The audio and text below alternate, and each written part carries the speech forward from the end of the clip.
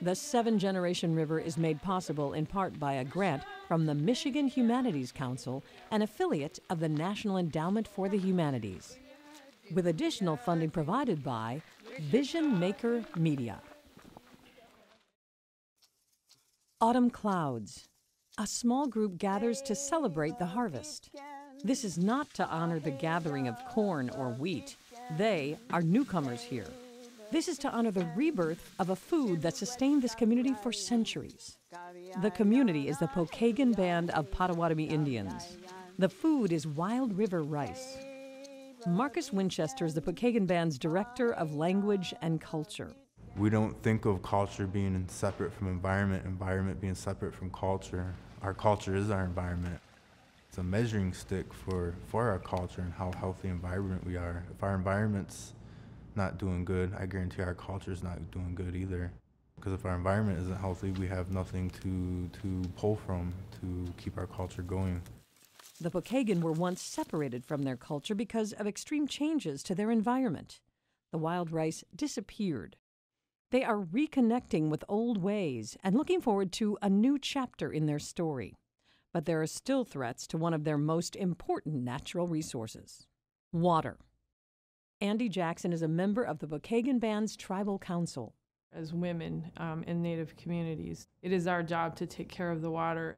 We as women are life carriers, and we have water within us to protect our babies. The Pokagon women are marching to make the world aware of threats to clean water. The march is inspired by another Native woman on her own water walk who visited the tribe a decade ago. She made us make a promise that we would carry on and do something for our community to bring awareness to this water and to keep it clean. We do a 13-mile water walk to honor her and all of those grandmothers who have walked before her and with her. Native American tribes were forced off their lands in the early 19th century. The Pokagon negotiated treaties that allowed them to stay, but the treaties also allowed for their lands to be sold, plowed up, and turned into farm fields. But the people stayed together even though they were not recognized as a tribal nation by the federal government. The Pokagon fought for and won federal recognition and began slowly repurchasing their lost homelands. They established a new tribal government center. Jennifer Canine directs the Pokagon Band's Department of Natural Resources. She is leading the effort to undo 2 centuries of environmental damage. A lot of the rivers and streams have been straightened and they've been channelized. Basically, that's done in an effort to try to get all that water off of the site as quickly as possible. And in doing so, it causes a lot of issues. We have a lake on property called Rogers Lake, and that had a small meandering stream that came out of it. And at some point in time, the previous owners actually dug what they thought was going to be a swimming hole, and it turned into a heat sink. And so what a heat sink is it has a lot of black organic mucks in it, and then the sun shines down on that, and the water that's over top of those organic mucks gets heated up. What we wanted to do was eliminate that heat source, and we went back in and used a natural channel design method and re-meandered that stream back into its old bends, and now we don't have a heat sink any longer. Clear water twists and turns through the bends of the stream. Small fish call it home. That's the memory of that water, and that's the memory of those animals that came there. Their forefathers were there too. We have a song we sing, and it talks about the flow of that water and how it's quiet, and how the water just flows in and flows out. And then the second verse will be stronger, and that's about the strong waves and how it comes in and how it cleanses itself and keeps it going for us. As the Pokagon Band works to restore their environment, they are also working to reconnect with their culture. Pokagon Potawatomi have been hosting a summer camp for decades now. The main mission is that they become interested in Potawatomi language, history, and culture, so that it sparks something in them that they want to be a part of the larger effort to continue maintaining that way of life into the future. One cultural teaching is at the core of the Pokagon's traditional way of life. Human beings don't have dominion over nature. The same type of relationships that we would want to develop and maintain and nurture with another human being are the same exact type of relationships that we want to develop and maintain with our environment.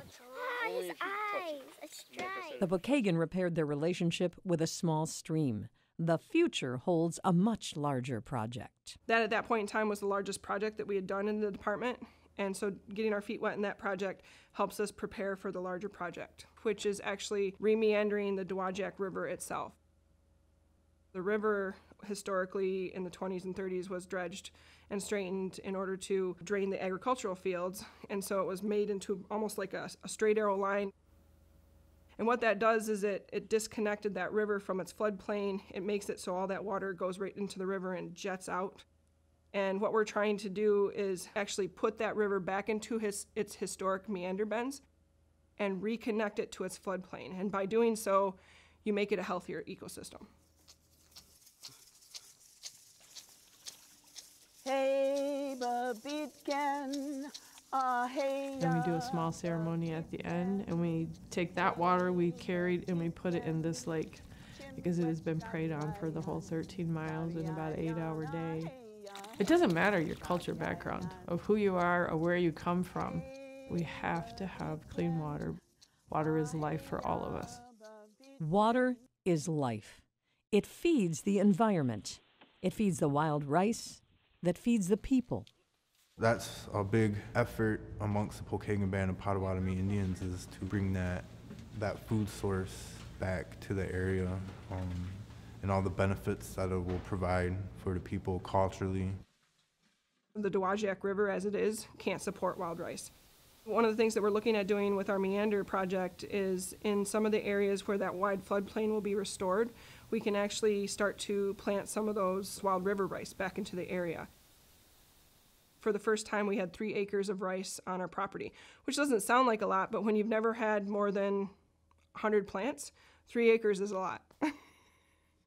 7 generations ago, our ancestors were thinking about us today. So everything that we have to take advantage of today, we have to thank people 7 generations ago because they were thinking of us. And so we need to pay that forward and think about 7 generations from now. We take on the effort to do these things and restore our home, restore this place where we live back to the way that Creator intended it to be. In the Anishinaabe way of thinking, there's a big emphasis on the group, the entire people, the nation, the tribe.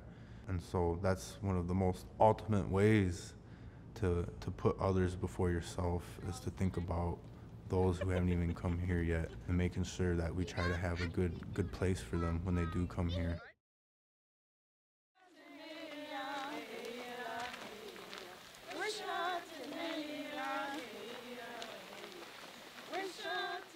The 7-Generation River is made possible in part by a grant from the Michigan Humanities Council, an affiliate of the National Endowment for the Humanities, with additional funding provided by Vision Maker Media.